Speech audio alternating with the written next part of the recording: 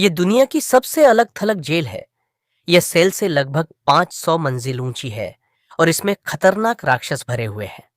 हालांकि यह जेल बर्फीले पहाड़ पर बनी है, फिर भी इसकी सुरक्षा के लिए बहुत सारे सैनिकों की जरूरत होती है। जल्द ही एक गाड़ी वहां आकर रुकती है। जैसे ही गेट धीरे-धीरे खुलता है, सैनिक अपनी बंदूकें उठाकर इंतजार करने लगते हैं। लेकिन जब कैदी बाहर आता है, तो उसे लेने आए सैनिक सिर्फ उसका विशाल चेहरा ही देख पाते हैं। कैदी के भागने से रोकने के लिए वे उसे रेलिंग के सहारे जेल के अंदर भेजते हैं। जब वह सुरक्षित रूप से दरवाजे तक पहुंच जाता है, तब सैनिक उसके हाथ की हथकड़ी खोलते हैं। लेकिन जब कैदी सेल के अंदर जाता है, तो उसे वहां एक महिला बंद मिलती है। कैदी उसके पास जाना चाहता है, लेकिन पास खड़ा आदमी उसे रोककर कहता है कि यहाँ की महिला से उलझना मत। मगर कैदी उसकी बात नहीं मानता। अचानक अगले ही पल वह महिला मर जाती है। कुछ समय बाद कैदी को बेहोश कर दिया जाता है। जल्द ही माफी समिति का दिन आता है।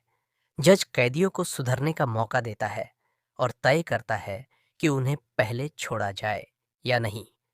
वेई को चोरी के कारण इस अलग थलग जेल में लाया गया था। कुछ साल पहले वे अपने साथियों के साथ राष्ट्रीय खजाने में बड़ा काम करने गया था। वहां उसे एक पत्थर की तख्ती मिली। अगर वह इसे चुरा लेता, तो अपनी मरी हुई पत्नी को जिंदा कर सकता था। लेकिन तख्ती के पीछे 2 नैनोमीटर की तार जुड़ी थी।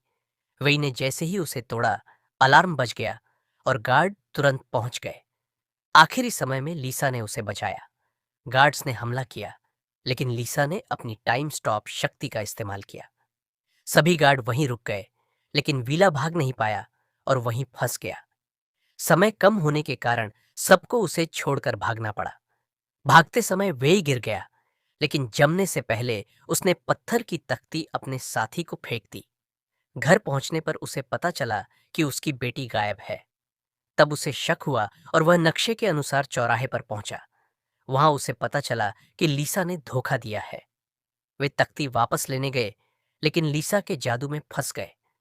आखिरी समय में वेई ने मौका देखकर पलटवार किया और वे सैनिकों को हराकर घोड़े पर भाग निकले। लीसा को हराने के लिए उन्होंने अपने साथी श्याओ हेई और एक लड़की को बुलाया, जिसके पास रूप बदलने की शक्ति थी। वह मक्खी बनकर किले में घुसी।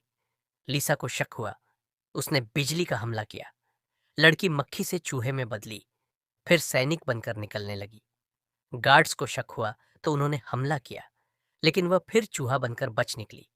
वह खिड़की से कूदी और उड़ते हुए बाज बनी, फिर शुतुरमुर्ग बनकर भागने की कोशिश की। लीसा ने चाल समझ ली, तो लड़की हिरण बनकर तेजी से भागी। वह वेई के पास पहुंची और बताया कि राक्षस की पत्थर तख्ती तिजोरी में छिपी है, जिसे खोलना मुश्किल है।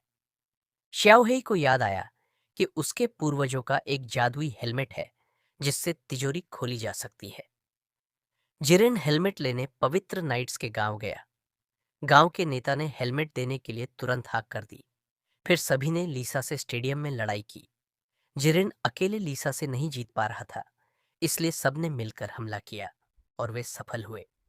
फिर वह लड़की